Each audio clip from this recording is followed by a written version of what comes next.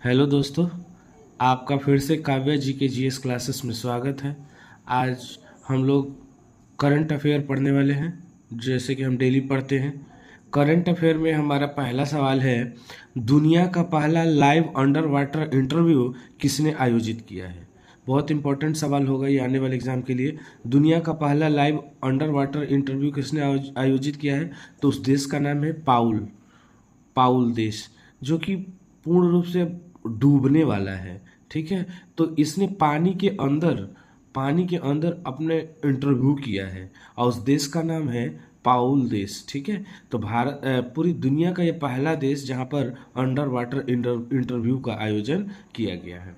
मैं एक सवाल आपसे पूछना चाहता हूँ कि आप हमें कमेंट करके बताएंगे, दुनिया का पहला पूर्ण रूप से समाप्त होने वाले ग्लेशियर का नाम, जो अभी जल्दी में समाप्त हो गया है, वो ग्लेशियर का नाम भी बताना है और वो ग्लेशियर कहाँ पर है। ठीक है, तब तक हम चलते हैं दूसरे क्वेश्चन की तरफ। दूसरा क्वेश्चन है, राष्ट्रीय रेड लिस्ट रोड मैप का अनावरण कहाँ किया गया है। राष्ट्रीय रेड लिस्ट रोड मैप का अनावरण कहाँ किया गया है, तो ये अबू धाबी में किया गया है। अभी हम लोग कुछ दिन पहले पढ़े थे, आईयूसीएन कांग्रेस की बैठक 2025 में कहाँ आयोजित की गई, तो अबू धाबी में। वहीं पर भारत का राष्ट्रीय रेड लिस्ट रोड मैप का अनावरण किया गया है। इसका उद्देश्य क्या है, भारत में वनस्पति और वन्य जीव का आकलन करना, और इसकी जिम्मेदारी किसने ली है, पर्यावरण मंत्रालय ने। और पर्यावरण मंत्री इस समय भारत में कौन है, भूपेंद्र यादव। अब उसके नीचे देखिए कुछ एक्स्ट्रा फैक्ट लेकर के आया हूँ। वन्य जीव संरक्षण अधिनियम कब आया था, तो 1972 में। वन्य जीव सप्ताह कब से कब तक मनाया गया है, तो 2 अक्टूबर से लेकर के 8 अक्टूबर तक। जैव विविधता संरक्षण अधिनियम कब पारित होता है, तो 2002 में। इधर 3 प्रोटोकॉल है आपको, Nagoya protocol, Cartagena protocol, Kunming घोषणा पत्र। और ये तीनों के तीनों का संबंध जैव विविधता यानी बायोडाइवर्सिटी से है। ठीक है, तो ध्यान रखेंगे, राष्ट्रीय रेड लिस्ट रोड मैप का अनावरण कहाँ किया गया है, तो अबू धाबी में। ठीक है, इसका उद्देश्य है भारत में वनस्पति और वन्य जीव के आकलन। अभी मैं आपसे एक सवाल पूछा था कि आप बताएं,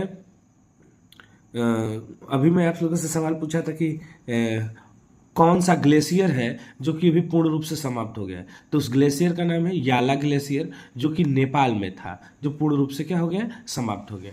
तीसरा सवाल, वन्य जीव संरक्षण अधिनियम 1972 में संशोधन करने वाला पहला राज्य कौन सा है। बहुत इंपॉर्टेंट ये भी सवाल है, ध्यान रखेंगे। वो राज्य है केरल। ठीक है, वन्य जीव संरक्षण अधिनियम 1972 में संशोधन करने वाला पहला राज्य केरल बन गया है। इसमें क्या है, तो देखिए पहले हम आपसे बताते हैं कि वन्य जीव संरक्षण अधिनियम बना कब था, 1972 में। ये 1972 में क्यों बना, वहां पर स्टॉकहोम में एक सम्मेलन हुआ था। स्टॉकहोम में कब हुआ था, 1972 में, और वहां पर पहली बार सस्टेनेबल डेवलपमेंट के बारे में बात किया गया था। और भारत की तरफ से उस सम्मेलन में भाग इंदिरा गांधी ने लिया था। ठीक है, और तभी उन्होंने वन्य जीव संरक्षण अधिनियम और टाइगर प्रोजेक्ट दोनों को लेकर के आया। तो वन्य जीव संरक्षण अधिनियम 1972 में आया और टाइगर प्रोजेक्ट 1973 में आया। क्या हुआ कि इसमें इसकी संशोधन करने का उद्देश्य है कि वहां पर जंगली सुअरों का आतंक बहुत बढ़ गया है, उनकी संख्या ज्यादा बढ़ गई, जिससे फसल नुकसान हो रही।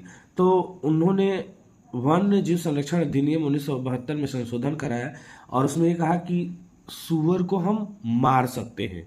ठीक है, अगर खाने योग्य की श्रेणी में उसे डाल दिया जाएगा तो कोई उसे मार करके खा सकता है। ठीक है, तो ये है वन्य जीव संरक्षण अधिनियम, जो कि अभी संशोधन कराया गया किस राज्य के द्वारा, तो वो राज्य का नाम है केरल। ठीक है, आगे चलते हैं। हमारा चौथा क्वेश्चन, स्पार्क 4.0 किसने लॉन्च किया है। ठीक है, तो स्पार्क 4.0 आयुष मंत्रालय ने लॉन्च किया है। ठीक है, अब आयुष मंत्रालय ने स्पार्क 4 क्यों लॉन्च किया है, तो जो आयुर्वेद में अनुसंधान करने वाले विद्यार्थी हैं, जो रिसर्च करने वाले हैं, उनको स्कॉलरशिप की व्यवस्था इसमें की गई है। आप कमेंट करके बताएंगे आयुष मंत्री कौन है। ठीक है, अगला सवाल हमारा पांचवा, विश्व मानसिक स्वास्थ्य दिवस 2025 कब मनाया गया है, तो विश्व मानसिक स्वास्थ्य दिवस 2025 10 अक्टूबर को मनाया गया।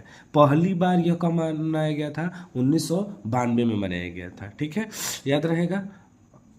अगला सवाल, छठवां सवाल है, 2025 का शांति का नोबेल पुरस्कार किसे दिया गया, तो 2025 का शांति का नोबेल पुरस्कार मारिया कोरिना मचाडो को दिया गया है, जो कहाँ की रहने वाली है, वेनेजुएला की रहने वाली है।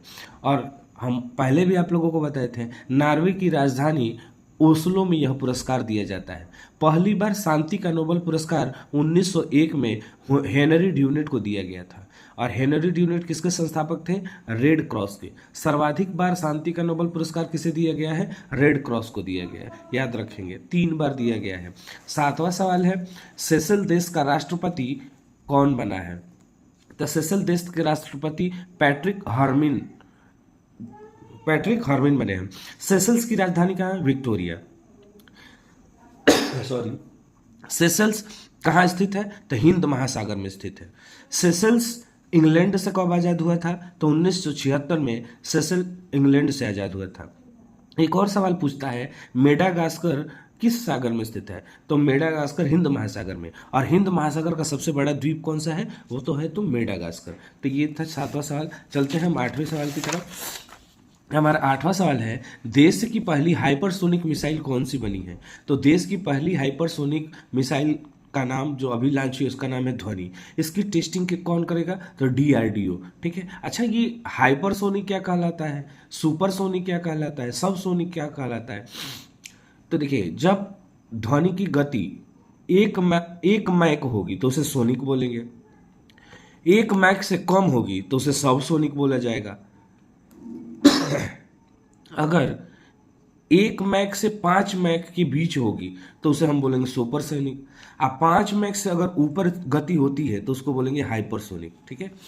अगला सवाल है, केंद्रीय स्वास्थ्य मंत्रालय ने किसे मानसिक स्वास्थ्य राजदूत नियुक्त किया है। तो केंद्रीय स्वास्थ्य मंत्रालय ने दीपिका पादुकोण को केंद्रीय स्वास्थ्य राजदूत नियुक्त किया गया है। ये रहा आज का करंट अफेयर क्वेश्चन। मेरी तबीयत थोड़ा ठीक नहीं है। अगर आपको मेरा करंट अफेयर बनाना अच्छा लगा तो इसे लाइक, सब्सक्राइब और शेयर जरूर करें। बहुत बहुत धन्यवाद।